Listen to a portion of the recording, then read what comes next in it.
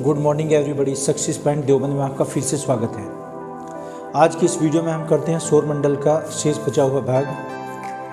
पिछली वीडियो में हमने कुछ ग्रह किए थे, तो लगभग इसमें हमारे 2 या 3 ग्रह और शेष बचे थे। आज उनको कंप्लीट करते हैं। तो देखना, सोलर सिस्टम ये सूर्य और ये इसके ग्रह होते हैं, सभी प्लैनेट्स। तो सूर्य से बढ़ती हुई दूरी के अनुसार क्या क्या हो जाएंगे? सूर्य से बढ़ती हुई दूरी के अनुसार ग्रह Mercury, Venus, Earth, Mars, Jupiter, Saturn, Uranus, Neptune और प्लूटो। यानी कि बुध, शुक्र, पृथ्वी, मंगल, बृहस्पति, शनि, अरुण, वरुण और यम को अब निकाल दिया गया ग्रहों की श्रेणी से। तो हमने इसमें जो किए थे लास्ट वीडियो में, बुध और शुक्र एक वीडियो, और पृथ्वी, मंगल और बृहस्पति ये हमने एक क्लास में किए थे। तो आज हमें करने हैं शनि, अरुण और वरुण। तो शनि के बारे में करते हैं। पहले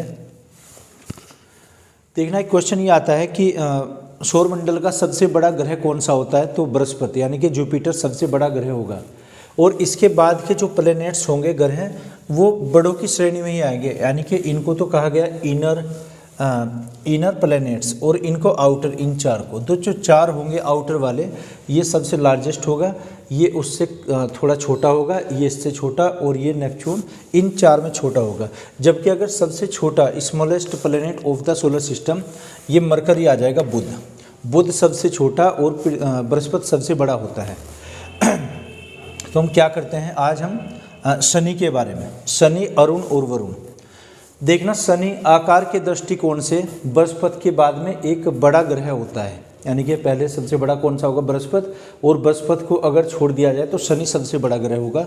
और जितने भी ये प्लैनेट्स होते हैं, बाकी शेष 4, इनके चारों तरफ सभी के रिंग्स पाए जाते हैं, वलय पाए जाते हैं। कुछ लोग ये समझते हैं कि शनि के चारों ओर वलय पाए जाते हैं। शनि नहीं, बृहस्पति, शनि, अरुण और वरुण चारों के ही चारों तरफ रिंग्स होंगे, वलय होंगे। तो देखना, शनि, एक तो शनि का आकार कैसा है? तो शनि का आकार किस में आएगा? लार्जेस्ट में आएगा भी, आफ्टर जुपिटर। तो जुपिटर के बाद शनि भी एक बड़ा ग्रह होगा, इसका आकार बड़ा होता है। इसके चारों ओर वलय पाए जाते हैं, रिंग्स पाए जाते हैं, है ना, जो कुछ भी बर्फीले गैस के गुबार हो सकते हैं। और इन रिंग्स को नाम दिया गया है, इन्हें कुछ भूगोलविद 7 या 8 मानते हैं, तो 7 या 8 होगा। यानी कि नाम दिया गया ABCD EFG, जी तक नाम दिया गया है। एक कृत्रिम उपग्रह यहाँ पर भेजा गया है, कैसिनी। तो कैसिनी जो उपग्रह था, उसने एक 8वें वलय की भी इसमें खोज की है कि 8 इसमें वलय हो सकते हैं। अगर वो 8वें को हम मानते हैं तो H नाम हो जाएगा उसमें। क्वेश्चन आया हुआ कि शनि के जो चारों तरफ वलय होते हैं, रिंग्स, इसमें सबसे आउटर कौन सा होता है? सबसे बाहर। तो सबसे बाहर हो जाएगा A, आउटर मोस्ट, है ना, रिंग ऑफ द सैटर्न। और इसमें जो सबसे अधिक चमकीला होगा वो B होता है। यानी कि A के अंदर का जो B होगा, सबसे बाहर कौन सा होगा? A। यानी कि तो A हुआ, फिर B इसके अंदर, फिर C उसके अंदर, फिर D उसके अंदर, ऐसे होते चले जाएं। तो आउटर मोस्ट को हम क्या कहेंगे? A नाम दिया गया है। और उसके अंदर जो B होगा, B सबसे ब्राइटेस्ट, यानी कि सबसे चमकीला रिंग कौन सा होगा? B। ये चमकीला आ जाएगा। वैसे तो चमकीला ग्रह शुक्र को माना गया है, शुक्र, वीनस चमकीला ग्रह होगा। और चमकीला उपग्रह कौन सा हो जाएगा? B। ये किसका रिंग्स होगा? उपग्रह नहीं, रिंग्स। तो सबसे चमकीला रिंग ये आ जाएगा शनि का 2 नंबर का B। एक आता है इसमें रिंग क्रॉसिंग की घटना क्या होती है? देखना, जो ये रिंग्स होंगे, 8 रिंग्स या 7, जब ये अपीयर और डिसअपीयर होंगे, ये डिसअपीयर भी हो जाते हैं लगभग 14, 15 या 16 वर्षों के बाद में। ये बताते कि 1995 में एक बार ये डिसअपीयर हुआ, 1995। इसके बाद में फिर 2005 में हुए, 2009 में, और 9 के बाद में जो होंगे 2025 में होंगे, 2025 में ये डिसअपीयर हो जाएंगे। ये घटना क्या कहलाएगी? Ring crossing. तो रिंग्स किसके चारों तरफ पाए जाएंगे? 7 या 8, शनि के चारों तरफ। और जब ये डिसअपीयर होंगे, यानी कि ये अदृश्य होंगे, जब हमें दिखाई नहीं देंगे, जब ये रिंग्स दिखाई नहीं देते, उस घटना को रिंग्स क्रॉसिंग्स कहते हैं, रिंग्स क्रॉसिंग। इसके लिए कथन आता है, स्टेटमेंट ऐसा कि ब्रह्मांड के सदृश दिखाई देने वाला ग्रह कौन सा है? वो शनि आ जाएगा, जिसके जो किस जैसा दिखाई देगा? यूनिवर्स के जैसा। जैसे पढ़ते हैं ना कि पृथ्वी का सदृश्य दिखाई देने वाला ग्रह कौन सा हो जाएगा, मंगल। और पृथ्वी की जुड़वा बहन शुक्र, पृथ्वी का सदृश्य दिखाई देने वाला ग्रह कौन सा, ये मंगल हो जाएगा। और ब्रह्मांड के सदृश्य दिखाई देने वाला यानी कि यूनिवर्स के एक जो रिप्लिका होगा ऐसा दिखाई देने वाला ग्रह हो जाएगा शनि। यूनिवर्स का सदृश्य, यूनिवर्स का एनालॉजी, यूनिवर्स एनालॉजिकल प्लैनेट, ये क्या आ जाएगा, यूनिवर्स का सदृश्य दिखाई देने वाला ग्रह शनि। इसके उपग्रहों की संख्या, इसके उपग्रह सर्वाधिक होते हैं। सर्वाधिक कितने, 82, या तो 82 हैं या 81, ये सर्वाधिक होंगे, सर्वाधिक। हालांकि इसकी संख्या बहुत कम पूछते हैं, लेकिन ये पूछा जाएगा कि इसके ग्रहों में सबसे बड़ा कौन सा होता है। जैसे टाइटन, एटलस, मीमांस, ये इसी के होते हैं, तो टाइटन इसमें सबसे बड़ा हो जाएगा, सर्वाधिक। कितने हैं, 82। इसमें जो सबसे बड़ा उपग्रह होगा टाइटन। टाइटन और ट्राइटन अलग अलग चीज़ें हैं। टाइटन किसका उपग्रह हो जाएगा, शनि का, और ट्राइटन जबकि होगा वरुण का होगा, नेपच्यून का। तो क्वेश्चन है कि शनि का सबसे बड़ा ग्रह कौन सा, टाइटन। और यहाँ पर एक यान भेजा गया था कैसिनी, जो इसके चारों तरफ वायुमंडल है, या उनको हम वलय भी कह सकते हैं, उसकी 8वें वलय की खोज कैसिनी ने की थी। कैसिनी अंतरिक्ष यान, ये किसके द्वारा भेजा गया, नासा के द्वारा, कैसिनी। तो एक बार वो देखिएगा शनि के बारे में।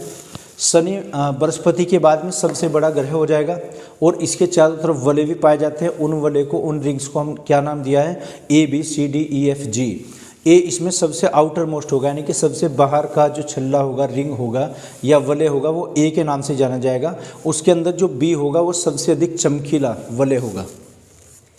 रिंग क्रॉसिंग किसे कहा जाएगा, रिंग क्रॉसिंग जब ये रिंग्स डिसअपियर हो जाएंगे, यानी कि अदृश्य हो जाएंगे।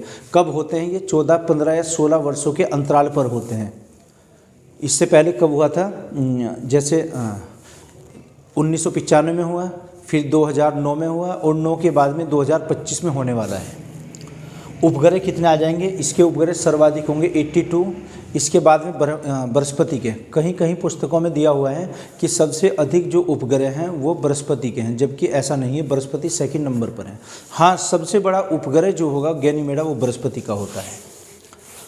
तो उपग्रह कितने, 82 जो सर्वाधिक होंगे। और इसमें सबसे बड़ा, शनि का सबसे बड़ा उपग्रह का नाम टाइटन, टाइटन के बाद में फिर एटलस। टाइटन की एक और विशेषता है कि इसके बाहरी आवरण में वायुमंडल पाया जाता है, यानी कि नाइट्रोजन और वहाँ पर मीथेन गैसेज भी हो सकती हैं। इस पर एक यान भेजा गया था एक्सपेरिमेंट के लिए, कैसिनी। ये किसने, नासा ने भेजा था। नासा की full form national astronomical space administration, national administration. Okay, आगे देखते हैं अरुण, यूरेनस। दूसरा ग्रह कौन सा आ जाएगा शनि के बाद में, अरुण या यूरेनस। यूरेनस वैसे तो शनि से छोटा होगा, लेकिन ये तीसरे नंबर का सबसे बड़ा ग्रह भी होगा। तो इसका आकार क्या है, शनि के बाद बड़ा ग्रह है, जो शनि के बाद का ये बड़ा ग्रह होगा। और इसे उल्टा ग्रह भी कहा जाता है, अरुण को उल्टा ग्रह। उल्टा ग्रह हम इसलिए कहते हैं क्योंकि इस पर जो रोटेट ये करता है, सभी ग्रह पूर्व से पश्चिम करते हैं, सभी ग्रह पश्चिम से पूर्व, वेस्ट टू ईस्ट, लेकिन ये पूर्व से पश्चिम घूमता है घड़ी की दिशा में, ईस्ट से वेस्ट तक। यही कारण है कि इस पर जो सूर्य उदय होगा वो पश्चिम में होता है, यानी कि मॉर्निंग यहाँ पर पश्चिम में होगी। हमारे यहाँ पृथ्वी पर क्या है, पूर्व में होती है, क्योंकि हमारी पृथ्वी पश्चिम से पूर्व की तरह रोटेट होती है, पूर्व की तरफ। और ये ग्रह क्या होंगे, पूर्व से पश्चिम की तरफ, यानी कि ऐसे घूमेंगे, रोटेट होंगे, इस तरीके से घुमा दिया जाएगा पूर्व से पश्चिम की तरफ। तो यहाँ पर सूर्य कहाँ दिखाई देगा, पश्चिम दिशा में, और सूर्य अस्त कहाँ पर होगा, पूर्व दिशा में। इसलिए उल्टा ग्रह कहते हैं। उल्टे ग्रह दो होते हैं, कौन कौन से, एक तो अरुण और एक शुक्र। अरुण और शुक्र को उल्टा ग्रह कहा जाता है क्योंकि ये ईस्ट टू वेस्ट घूमते हैं। जो इनका रोटेशन है कहाँ पर, ईस्ट टू वेस्ट, और इसका भी रोटेशन क्या आ जाएगा, घूर्णन, ये ईस्ट टू वेस्ट घूमते हैं। यही कारण है कि दोनों पर जो सूर्य उदय होगा पश्चिम दिशा में होगा, और सूर्य अस्त यानी कि सनसेट कहाँ पर होगा, वो पूर्व दिशा में होता है। इन दोनों ग्रहों को उल्टा ग्रह कहा गया है। अरुण की एक और विशेषता, इसे लेटा हुआ ग्रह भी कहते हैं। लेटे हुए ग्रह का मीनिंग हुआ कि इसके जो ध्रुव होंगे वो नॉर्थ साउथ ना होकर पूरब पश्चिम होते हैं। ये इस टाइप से होगा, एक पूरब एक पश्चिम, ऐसे इसके पोल होते हैं, इसलिए लेटा हुआ ग्रह भी कहते हैं। इसके चारों तरफ 5 रिंग्स पाए जाते हैं, 5 रिंग्स, यानी कि ये बृहस्पति और इसके बाद के जितने भी ग्रह होंगे ये बड़े ग्रहों की श्रेणी में तो आएंगे ही। और इन चारों ग्रहों के चारों तरफ वलय भी पाए जाते हैं, रिंग्स भी पाए जाते हैं। तो अरुण के चारों तरफ एक 5 रिंग यानी कि 5 का एक समूह होगा रिंग्स का। उनके नाम होंगे जैसे अल्फा, बीटा, गामा, डेल्टा। और एक इसमें एक और भी होता है, इम्पल्शन, कुछ ऐसा नाम होता है, इम्पल्सियन सा कुछ नाम होगा। इन 5 को हम क्या कहते हैं, 5 रिंग्स का जो समूह होगा, एक कलेक्शन, वो इसके चारों तरफ होगा अरुण के। और जबकि शनि के देखें तो 7 या 8 होते हैं रिंग, और इसमें कितने होते हैं, 5 रिंग्स होते हैं। इसका रंग कैसे हो जाएगा, अरुण ग्रह का जो रंग होगा, क्योंकि वायुमंडल का इसका रंग हरा होगा, ग्रीन, तो ये ग्रीनिश दिखाई देगा हमें। इसका एक उपग्रह मिरांडा भी होता है अरुण का, मिरांडा, इसको ठंडे ग्रह की श्रेणी में आता है, माइनस में होता है। पृथ्वी के बाद जितने भी ग्रह होते हैं, देखना पृथ्वी तक सबका तापमान प्लस में होता है, यानी कि हाई टेम्परेचर। इसके बाद में सभी का टेम्परेचर डाउन होने लगेगा, सबका टेम्परेचर डाउन, यानी कि लो, माइनस में होगा। वरुण ग्रह का तो -230 या 228 डिग्री सेंटीग्रेड माइनस में, इसलिए इसको बर्फीला ग्रह भी कहते हैं। तो एक बार फिर से और देखिएगा अरुण के बारे में। अरुण का आकार 3रे नंबर का सबसे बड़ा होगा आफ्टर सैटर्न, और इसको उल्टा ग्रह भी कहते हैं। उल्टा ग्रह इसलिए चूँकि रोटेट पूर्व से पश्चिम होता है घड़ी की दिशा में, तो यहाँ पर जो सूर्य उदय होगा वो पश्चिम दिशा में होगा और सूर्य अस्त वो पूर्व दिशा में होता है। इसको लेटा हुआ ग्रह भी कहते हैं। इसके जो पोल्स होंगे यानी कि ध्रुव, वो पूर्व और पश्चिम दिशाओं में होते हैं, उल्टी दिशा में चक्कर लगाता है। और इसके चारों तरफ 5 रिंग पाए जाते हैं, जिनको अल्फा, बीटा, गामा कहते हैं। और इसका रंग हरा होगा। इसका उपग्रह जो सबसे प्रमुख होगा मिरांडा। ये क्वेश्चन है कि मिरांडा उपग्रह किसका है, ये किसका आ जाएगा, अरुण का। अब चर्चा करते हैं, बात करते हैं वरुण की। वरुण ग्रह यानी कि outer most planet of the solar system, इसको इंग्लिश में नेपच्यून कहा जाएगा। इसका रंग भी हरा ही होगा। इसका जो वायुमंडल है वो ग्रीनिश दिखाई देगा, तो रंग कैसा आ जाएगा, हरा रंग। आकार कैसा होता है, 4थे नंबर का सबसे बड़ा ग्रह होगा, यानी कि after Uranus largest planet of the solar system. इसका तापमान -228 डिग्री सेंटीग्रेड निगेटिव माइनस में होगा, यानी कि ठंडा ग्रह होगा। ये बर्फीला ग्रह, ठंडा ग्रह, ठंडा या बर्फीला ग्रह, बर्फीला ये ग्रह होगा। इसके उपग्रह होंगे, उपग्रह N1, N2, N3, N4, और एक ट्राइटन होगा। देखना ट्राइटन, नेरिस, नेरिड और लारिस, लारिस, नेरिड और ट्राइटन। जबकि टाइटन किसका उपग्रह है, टाइटन है ना, शनि का एक टाइटन होगा और इसका ट्राइटन। देखना वरुण का ट्राइटन और शनि का टाइटन, दोनों में फ़र्क देख लीजिए। तो ट्राइटन वरुण का उपग्रह हो जाएगा। ये भी सब ठंडे ही होंगे, यानी कि ये सूर्य से अत्यंत दूरी पर है। सबसे अधिक दूरी पर नेपच्यून, नेपच्यून के जो उपग्रह होंगे वो भी अत्यंत ठंडे होंगे, और नेपच्यून भी, इसको बर्फीला ग्रह कहा गया है। तो ये हमारा लास्ट और 8वां ग्रह था। इसकी लगभग हमारी 3 या 4 वीडियो बनी हैं ज्योग्राफी पर। इसमें सोलर सिस्टम हमारा कंप्लीट हो जाता है। अब छोटी छोटी इसमें शब्दावली हैं कुछ, जैसे अवान्तर ग्रह किसे कहते हैं, या फिर चंद्रमा के बारे में, अन्य जो और भी इसमें आकाशीय पिंड होते हैं, धूमकेतु, उल्का पिंड, कोमेट्स वगैरह क्या होते हैं, इनके बारे में हम एक वीडियो और बनाएंगे।